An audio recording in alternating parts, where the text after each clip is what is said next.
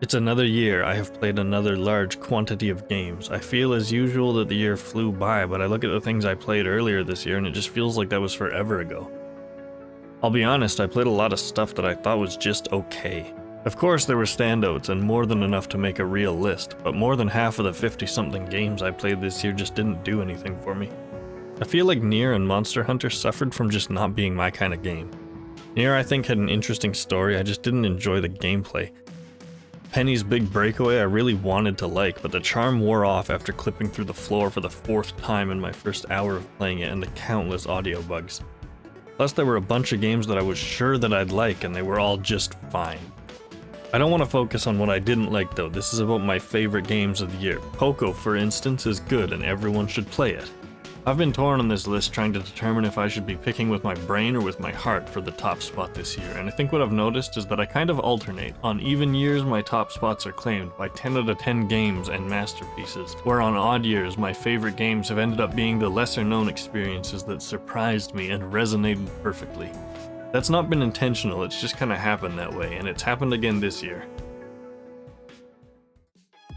Last year I played and enjoyed Crypt Custodian, and was recommended Kyle Thompson's other games, Sheepo and Islets.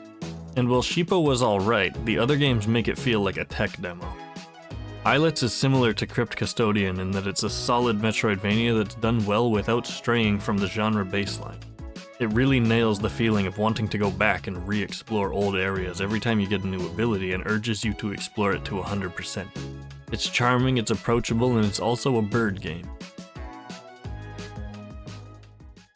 Straftat's a free-to-play dueling shooter straight out of the late 90s with crisp controls, rounds that last seconds, hundreds of arenas, and a massive variety of weapons. It's like an FPS version of Duck Game. Man, I was so disappointed by Mario Kart World, a $700 price tag on a sequel that's handled worse and handles worse than Mario Kart 8. Luckily, I can pretend Sonic Racing Cross Worlds is the actual sequel. To be honest, I have no idea what inspired me to buy this game, but I can play it on multiple platforms and that makes it a lot easier to play with friends than Mario Kart. To say it's the same battle racing formula is an understatement. It's pretty much the exact same game, right down to the coin mechanic, that at the very least has some explanation here with rings, but come on. Sonic Racing does a lot of things right. It's fast, fun, and chaotic, without being too overwhelming. The Crossworlds idea keeps every race fresh by changing up the second lap every time and allows the game to show off its soundtrack. I am always picking tracks based on my favorite songs. There are some fantastic tracks in this game, not just musically but visually too. Its gadget system offers a nice variant in ways to approach winning each race and allows for a lot of experimentation. I'm sure there's some kind of winning meta for online, but I haven't checked and I don't care. My one big gripe with Sonic Racing comes from its voice acting, or lack thereof. I hope you don't mind hearing the same line over and over as you do tricks, because these characters don't get a lot of lines outside of their pre-game rival interaction. And most disappointingly, in a game that literally presents itself as a crossover game, they couldn't be bothered to voice any expansion characters, which is completely unacceptable, but at least the game is a lot of fun.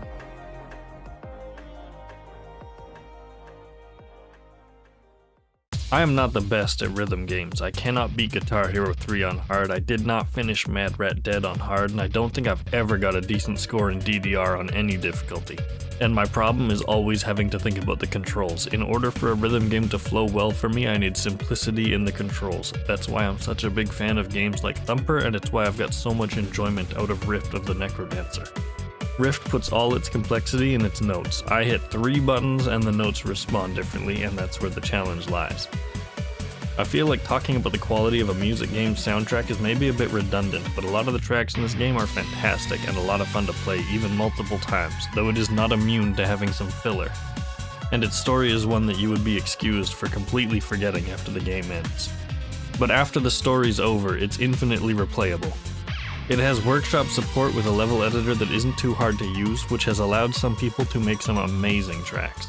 But what if I would have purchased fast food and disguised it as my own cooking. Plus, the game is kept alive and fresh with continuous updates and crossover DLC, which are for the most part high quality enough that it isn't made obsolete by the existence of the workshop.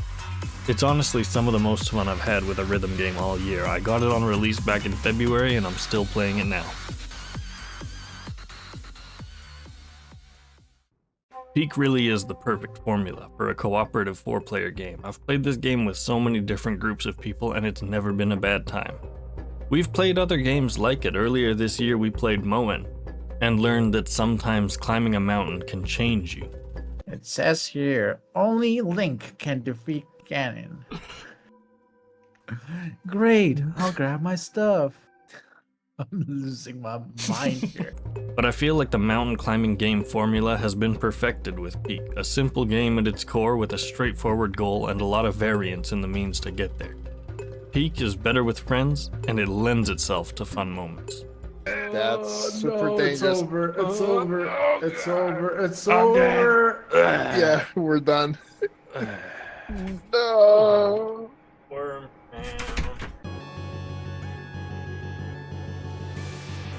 Comet Striker DX is the best arcade-style shooter I've played in decades. I feel like there's not much to say about this game. It's perfectly polished with a simple combat system, varied enemies and traps, memorable bosses. I just feel like there's nothing this game does wrong. I wouldn't even consider myself a fan of bullet hell games. I'm certainly not particularly good at them, but I can't help but come back to this game over and over. It's a score-chasing game that keeps its point system simple. Just beat the game faster and take less damage. Outside of its base arcade mode though, it comes with not only co-op multiplayer, but a challenge mode, labyrinth mode, boss rush, and modifiers. It's clear Ice Lizard tried hard, or very hard, to make this a masterpiece, and that effort really shows in this incredibly replayable game. You know what? Fuck it. I like Everhood 2. What earlier this year struck me as a disjointed and mishandled sequel has really grown on me. I still stand by the statement that the repeated encounters were a mistake, but compared to the first game, the battle system in this one is so much more fun and intentional. Everhood 2 may be a follow-up to the bad ending of Everhood 1, and it's a perfect antithesis to what that first game was. Where Everhood 1 is a game of death that drags out its goodbye and struggles to let go of itself, Everhood 2 is a game of life that will allow itself to go on forever, never offering you a grand, satisfying conclusion, directly letting you know that the quests never end. Where Everhood 1 was a gnome game, Everhood 2 is a jester game, but just like the game before, it's so packed full of music, some of which even surpasses the heights of the first game, and by some of which, I mean all of Bobo's theme.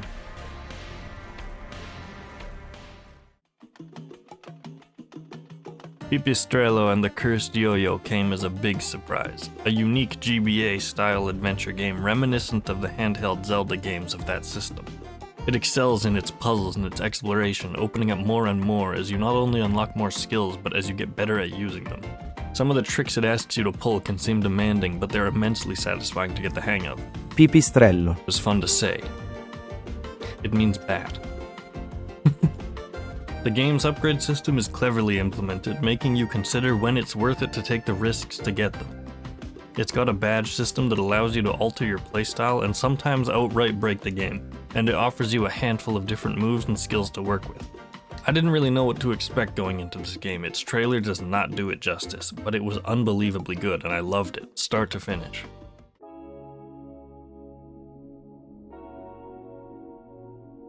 I absolutely love Windblown, a 1 to 3 player roguelike that offers well-weighted combat with a massive variety of weapons and abilities, keeping itself replayable and offering those standout moments of the genre, where you get to break the game. Windblown is still getting updates. In sync with its in-game world, it isn't all there yet, but there's a complete and replayable experience where it is. Those can be two very scary features when looking at a game, early access and roguelike. Somebody once told me that roguelike is to indie games what open world is to AAA games, and I feel that, but in the same way I feel that there are always a small handful that actually get use out of their style, and I trust that Windblown is going to be able to stick its landing. And besides, what else matters when the gameplay is this good? Well, there is one thing.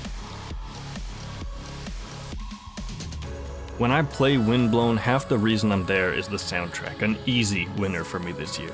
Danger's intense, pounding music carries this game for me. Every single track is immensely powerful and acts as a driving force that keeps me going and coming back again and again. Combat to these themes feels incredible, and they capture the worlds they fill perfectly. When they've added new areas to the game, that's been a cause of great excitement for me, because actually that means they've added more music.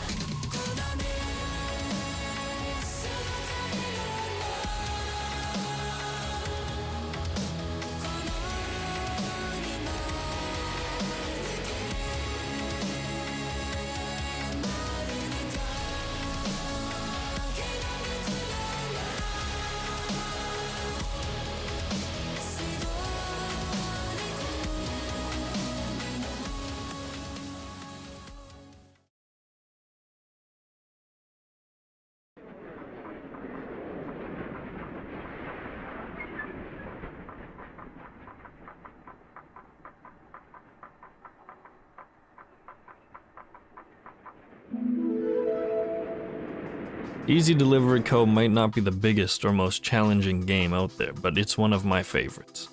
The atmosphere is amazing, nailing the essence of long drives along snowy mountain roads that I seldom get to do anymore. The cozy retro CRT look of the game that tries and succeeds to bring me back to the games I grew up playing, and the radio packed with the perfect mountain drive music that bears an incredible resemblance to the music I grew up with.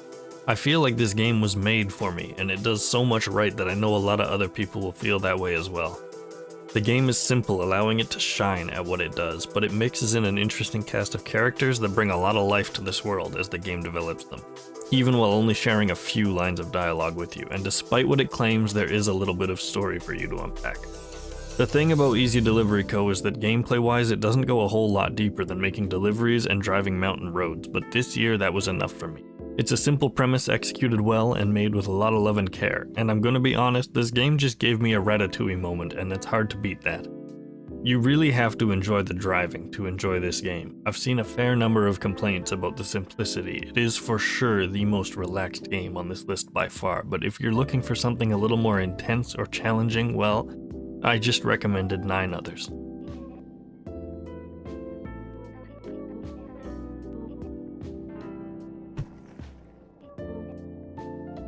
Alright.